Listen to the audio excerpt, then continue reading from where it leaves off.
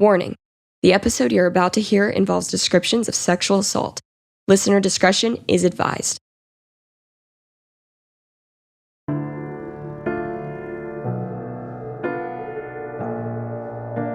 This is not just a podcast.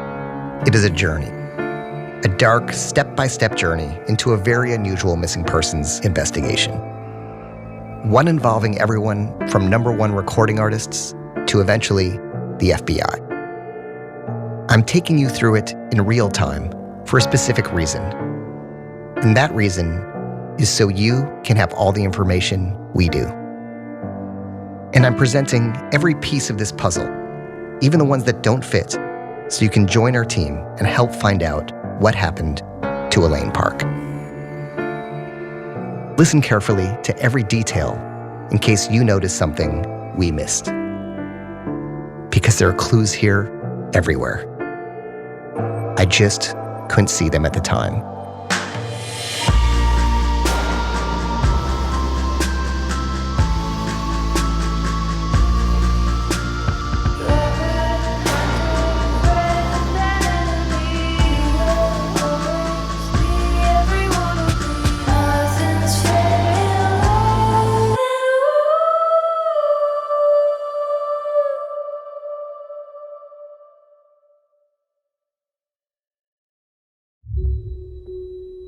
Episode 3, Chapter 6, The Tweets.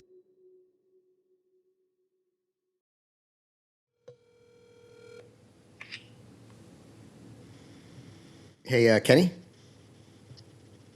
Kenny? Hello? I'm on the phone with a music photographer who goes by the name Kenny Chosen. Some 2 months ago, 20-year-old Elaine Park went missing, and her friends and family believe that her disappearance could be linked to an assault that took place backstage at a concert some 18 months earlier. After a lot of digging, I believe I found a possible witness, and I've just asked him if he remembers seeing Elaine Park backstage. I remember though, sir. Remember she was like probably super fucked up, like backstage, all like kind of like falling over maybe. Yeah, I definitely remember that she was like not only hooking up with Playboy Cardi, but also a lot of other people that were backstage. Yeah, I think it was just like in the bathroom, and then like they were just walking one after the other or something like that. I was like curious. I was like, "What the fuck you guys doing?" You know what I mean? And then I looked. I was like, "Oh, okay." Shit. I was like, "Oh, I'm not gonna be a part of this." You know what I mean? I asked him exactly how many people he was talking about here. Probably like 3, to be honest. Like, I remember like probably 3. And then afterward, did you like get a vibe on her when she came out? Oh, when she come out, she looked like she was like straight, and she didn't look like she was like falling off or anything. She looked like she was conscious and knew what she was doing. You know, I think that's really normal for like girls to do that at a show. You know, just get fucked up and try to like go backstage and whatnot. You know. I think there was like some video of that going around. Oh, there was? I think. Oh, I've never seen no video like that. So you don't think anyone took photos or videos? No, I don't think anyone took photos or videos or anything like that. Did you ever see her again or run into her at any point later? No, I never even seen her ever again. That's the crazy part. Like, I never ran into her. Because I don't even know any of these girls that I meet or anything like that. Or I just see what happens and I kind of like forget about it, you know? And that's what happens. Like, they just come backstage and start trying to hook up with the artist. Somebody was saying Kodak was there. Oh, no, he's definitely not. It was just, I think it was just Father, Playboy Cardi, and, you know, someone else. I also wanted to see if Elaine's ex-boyfriend, Divine Compare, had any connection to the people at the concert. Do you know a guy named Divine Compare? No, I don't. I sent Kenny a photo, and he said that he didn't recognize Divine. Shit, I wish I could remember more. Willing to help out with anything, you know, like, that's like, I feel bad because like she's Korean, and you know, like, it's a young girl that I've met, and I found out that she's missing now. That's kind of crazy. I noticed that Kenny said Elaine was, quote, super fucked up, but at another point said she was straight. And he also denied saying something about this afterward to Elaine, as Elaine's friend Daisy told us.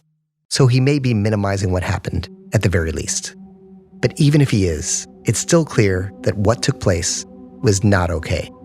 So I called Nushin Vulizadeh, a trauma-informed violence prevention specialist and a professor at UCLA and USC, for a legal perspective on Kenny's account of what happened. So if she was intoxicated under California Penal Code Section 261A3, she would not have actually been seen to been in a place where she could actually consent to sex if she had been intoxicated and folks had been able to see that maybe she had trouble walking or that she seemed very drunk or that she was slurring her words. That would absolutely fall under her not being able to give consent to sex or any sort of sexual interaction. And if she went to the police with this incident, could charges be filed? Yes, absolutely. If she decided to go to the police and share with them, especially the details like of what she had been taking and what she remembered, which, as you said, it seems like she may not remember much from the event, then absolutely she would be encouraged to press charges, or she could just suggest that these are the reasons why I believe I was raped, and she would be able to press charges against the person or people. And also, another factor that sometimes plays a role, so if they were too intoxicated or high to be able to notice that she was also intoxicated, or they reasonably believe that she was able to consent to it, then they might get away with the sexual assault as well.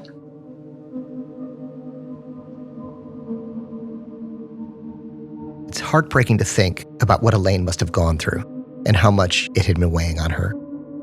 We had to keep looking into this and to find out if what happened was connected to her disappearance, as Jaden and Elaine's mother Susan had told us. And if so, who was responsible? Their theory hinged on 4 key pieces of information. 1, a series of deleted tweets that Elaine allegedly posted just before her disappearance. 2, a Periscope video Elaine is said to have recorded around the same time. 3, the text messages between Divine and Elaine that Jaden told us about.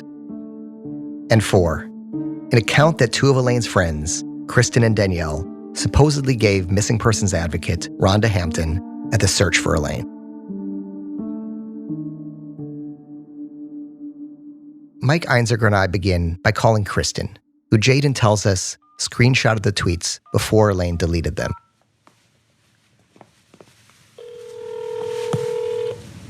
Hello. Hey, Kristen, it's Mike calling. Hey, what's up? How's it going? That's what I can say. Yeah, I know. It's kind of a weird situation and an odd set of circumstances for the phone call. Just to explain a little bit, I'm sitting here with a guy named Neil Strauss and his wife Ingrid. Mike went on to ask Kristen about her relationship with Elaine. I knew her because, we went to Y dances together, and she would just kill it every time at the Y dance. She's an incredible dancer, and just, the funnest girl to be around. Everyone gravitated towards her. Once we graduated, it was going separate ways. Oh, it's so hard to talk. Sorry. Oh, it's okay. Kristen told us that a month or 2 before Elaine disappeared, for some reason, she blocked or stopped following most of her high school friends. She unfollowed me, but I still followed her. So I would see, all of her posts.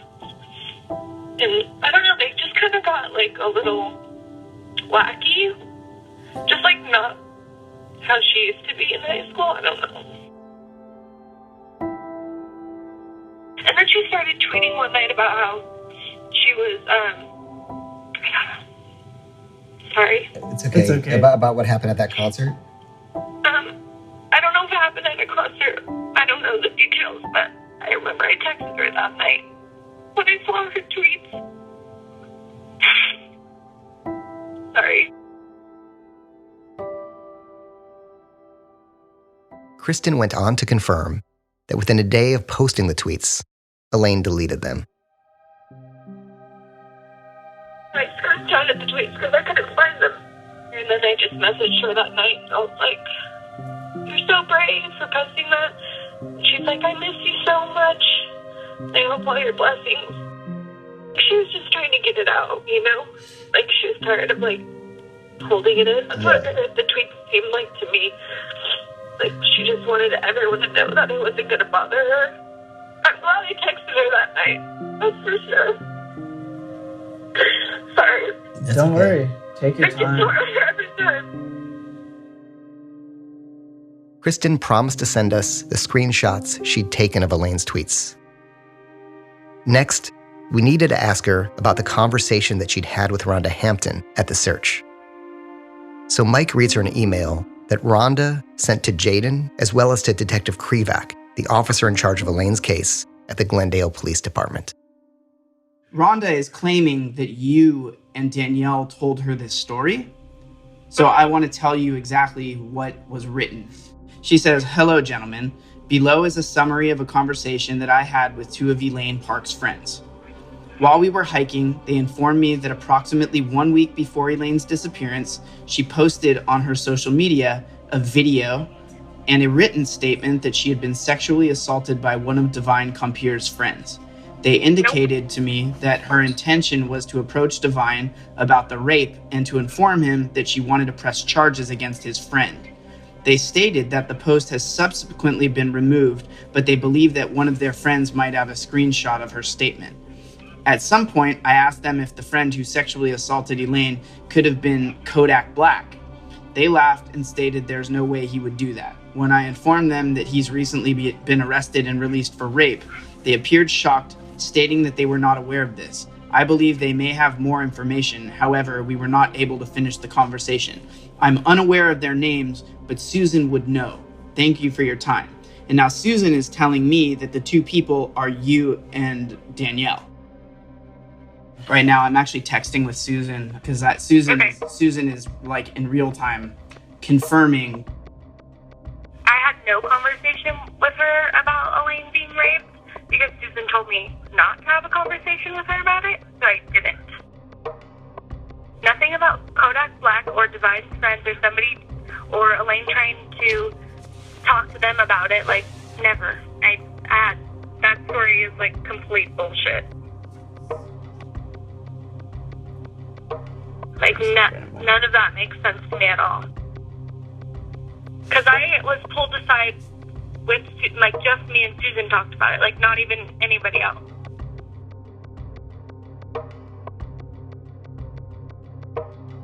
It's weird because at the search, I sent those text messages to Susan, and she was like, "Don't show Rhonda." And which text messages is she talking about? The tweets or different text messages? Oh yeah, the tweets, I mean. She was like, "Don't show her, don't tell her about the text messages, and don't send her those pictures of the Comprairies driving by the search. I don't send them to her, just send them to me." I don't know, it was so weird. I was like, what are you trying to do? I don't know, and I don't want to make her sound bad because I know she's freaking out. I just thought that was really weird. And she didn't want you to send the pictures of the compares to her either? She just wanted... No, she just wanted me to send them to her. And did she give you any reason why? No, she's like, just don't. Susan is literally texting me this right now. Yeah. Kristen also said Elaine went to Divine to confront about the rape. But I did not say that. She says, not exactly sure how I heard it, but she's saying that you told her. Me. Maybe she's thinking of somebody else, but I don't know. This is a strange I thing didn't to say that. And you know Susan well enough that she would not confuse you with someone else. No, yeah, she knows me. That's really weird that she would say that. Nothing that I know of it being one of Divine's friends, or her trying to, like, bring it up to Divine. The only thing I saw was her tweets. I sent it to Susan, and that's it.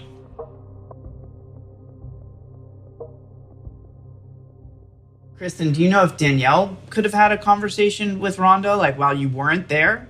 She could have. We definitely should talk to her. Do you think maybe then she was talking You to want her phone Danielle? number? Yeah.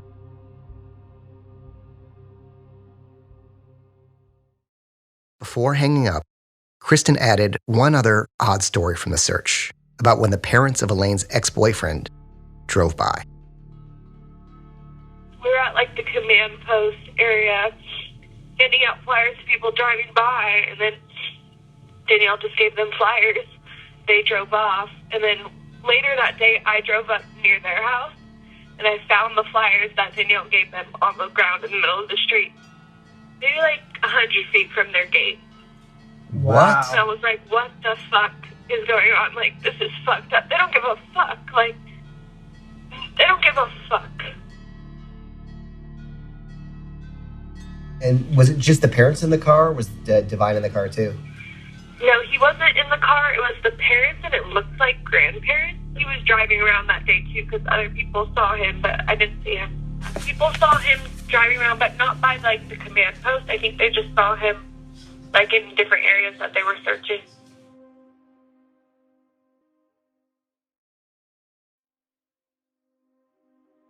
After we hung up, Kristen sent us the tweets.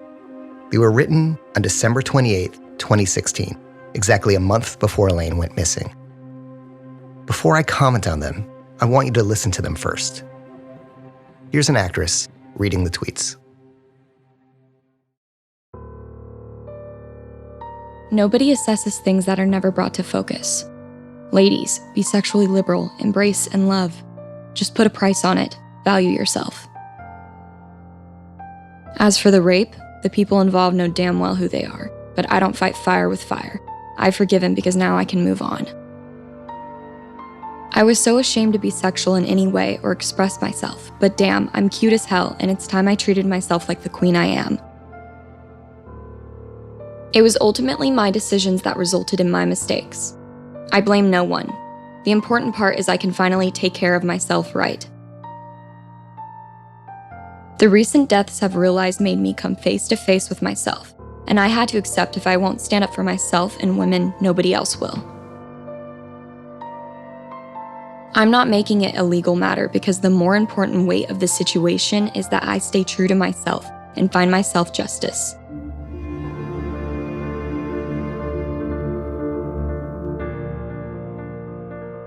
I understand rape is a word people don't like seeing on timelines, but awareness is the first step to healing and progressing before anything.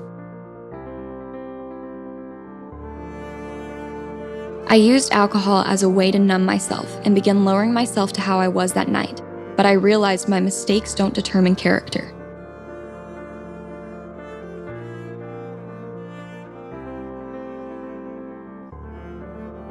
It was up until this year I realized I was losing my peace of mind, and the only way to strengthen myself is to forgive myself and shed light.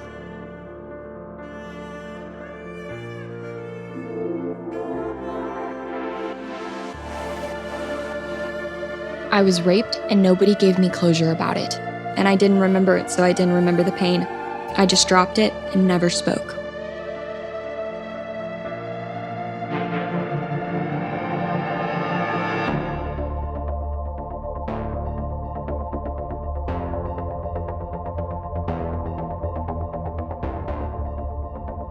Reading these tweets, I'm shocked. These are Elaine's words, but she's saying the exact opposite of what we've been told. Elaine explicitly states that she is not going to the police. So the theory that her seeking justice led to her disappearance is beginning to fall apart. She's choosing to focus on her healing and recovery. I want to do my due diligence, though, so I called Danielle, Elaine's other friend that Rhonda Hampton mentioned speaking to.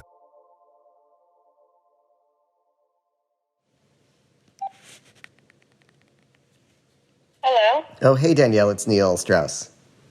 Hi. I'm Rosemary's friend, and she had just talked to your mom and said to call you.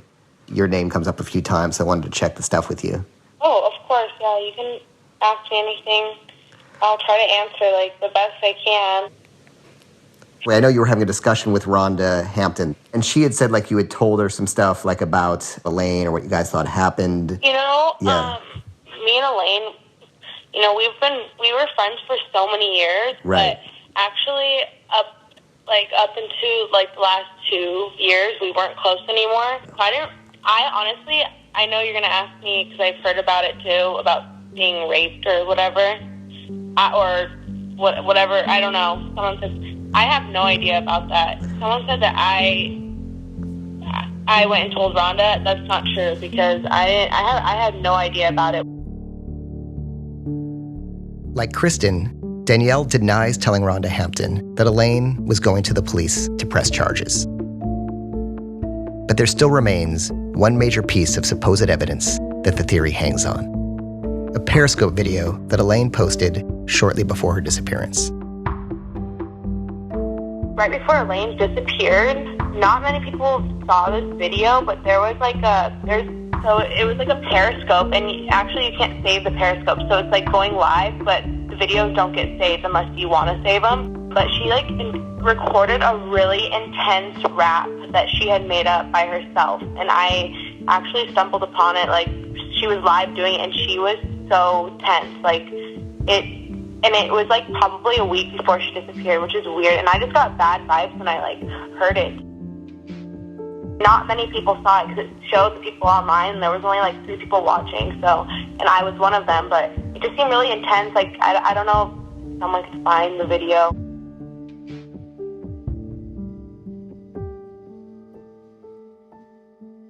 Fortunately, while searching online later that night, I found several sites that saved deleted Periscope videos.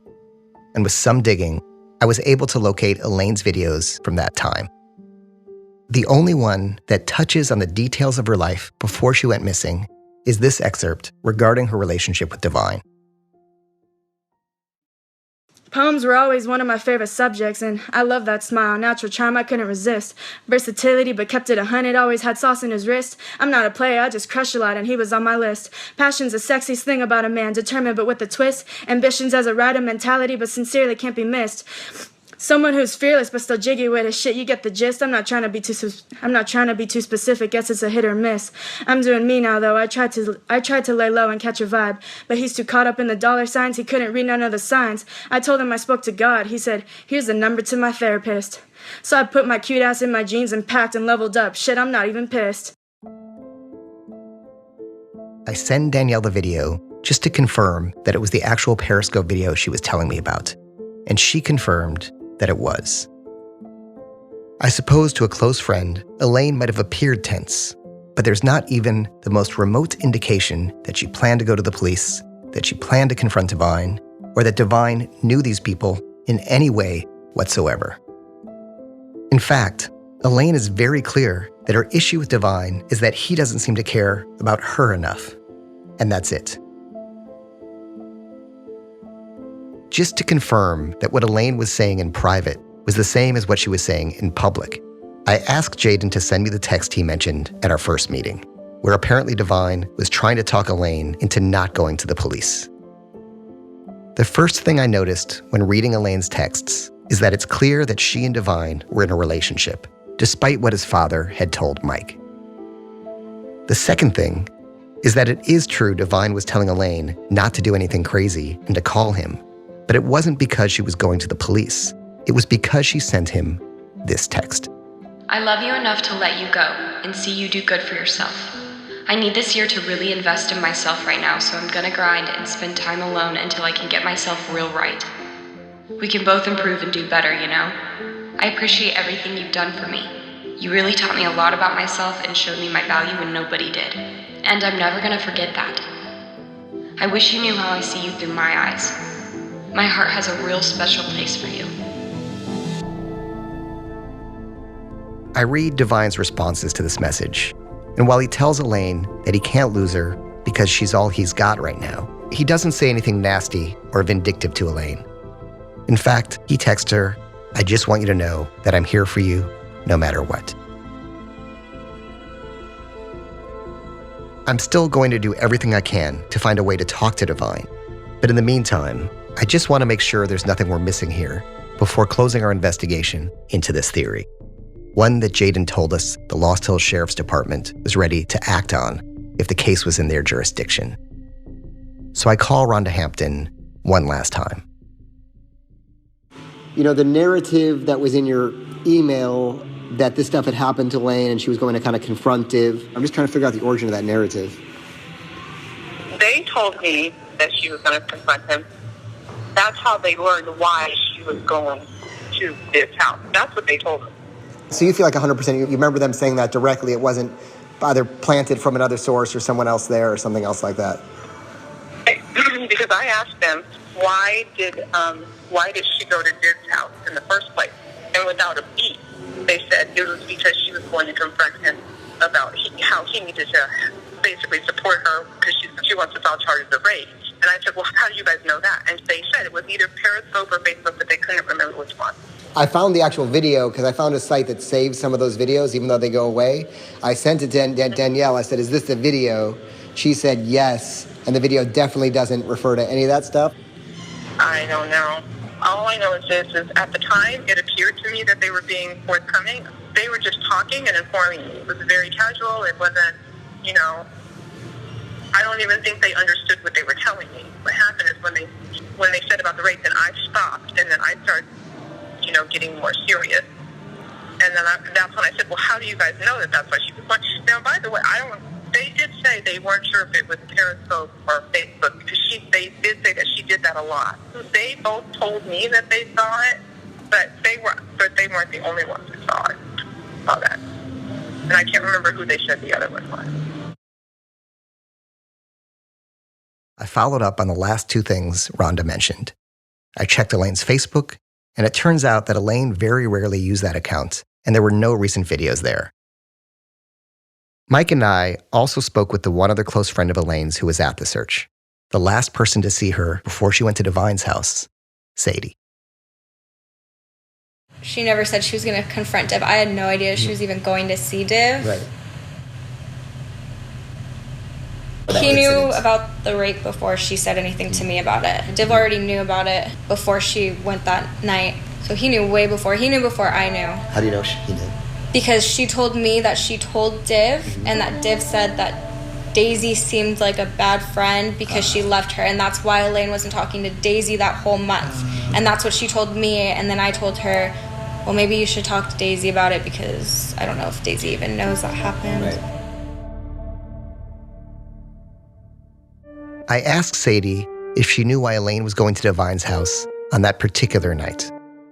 This is something we're still not clear about, because one of the challenges that Jaden and Elaine's mother are facing is that Elaine's phone is password protected, and the texts from the last 24 hours or so before she disappeared never backed up to iCloud. So we don't have her data from that crucial window of time. Is there anyone else that would know why she was seeing Div that night? Div, I don't know, just Div. Right, just Div. That I can think of.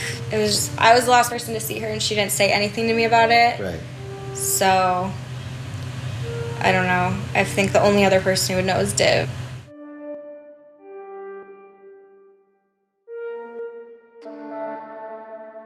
Let's just walk through what we were told were the reasons for Elaine's disappearance versus what appears to be the truth. Jaden, the private investigator working for the family, told us this.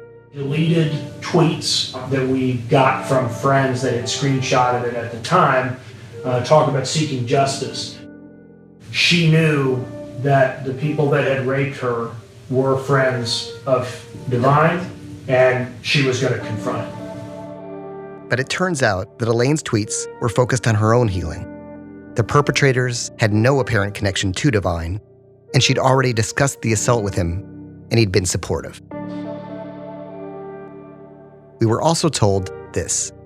The other acts that were at this concert were two other hip-hop artists named Playboy Carti and an artist named Kodak Black. But it turns out that Kodak Black was never at the concert. Somebody was saying Kodak was there. Oh, no, he's definitely not. We were told this. The girl said that there was a video, and she was going on and on and on about what happened to her and how she was going to go challenge Divine on it. But it turns out that in the video, she says nothing of the sort. She says she left Divine over a difference in values. And finally, we were told this. I said, well, what do you think happened? Why do you think she was even at Divine's house in the first place? Right. And they told me because she told them that she was going there to confront him about the rape and that she wanted to file charges. But the friends of Elaine who were at the search deny having had that conversation. They could be lying to me. But for right now, I trust them. I haven't caught them in any other lies. So for me at least, this theory has completely fallen apart. So my question is, was all this legitimate, or were we purposely misled?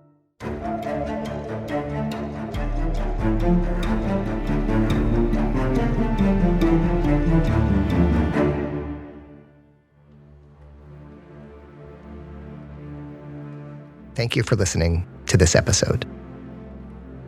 If you have experienced sexual violence and are seeking help or would like more information, you can call the National Sexual Assault Hotline at 1-800-656-4673. This is still an active investigation, so if you have any information regarding the disappearance of Elaine Park or any of the parties that have been mentioned here, please email us at livediela@tenderfoot.tv. You can call us anonymously at 213-204-2073. I've also posted several details about the case. You can find these on our social media accounts at livedielapod. Please reach out if you have any information, specifically photographs or videos of the area where Elaine's car was found between January 28th, 2017 and February 2nd, 2017. To Live and Die in LA is a production of Tenderfoot TV and Neil Strauss in association with Cadence 13. Executive producers are Neil Strauss, Donald Albright, and Payne Lindsay. Produced and edited by Tristan Bankston. Consulting producer, Alex Vespestead.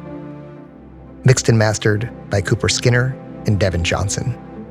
Original music and score by Makeup and Vanity Set, with additional musical services by Tristan Bankston. The theme song is Love and War by Flurry. Cover design by Trevor Eiler. Elaine's tweets and texts read by Abigail Bankston. And special thanks to Chris Corcoran and the team at Cadence 13, Oren Siegel, Oren Rosenbaum, and Grace Royer at UTA, the Nord Group, Station 16, and Beck Media and Marketing. Please subscribe, rate, and review on Apple Podcasts. Our hope is to expose these stories so that we may learn from them and hold those responsible accountable for their actions. Thank you for your support.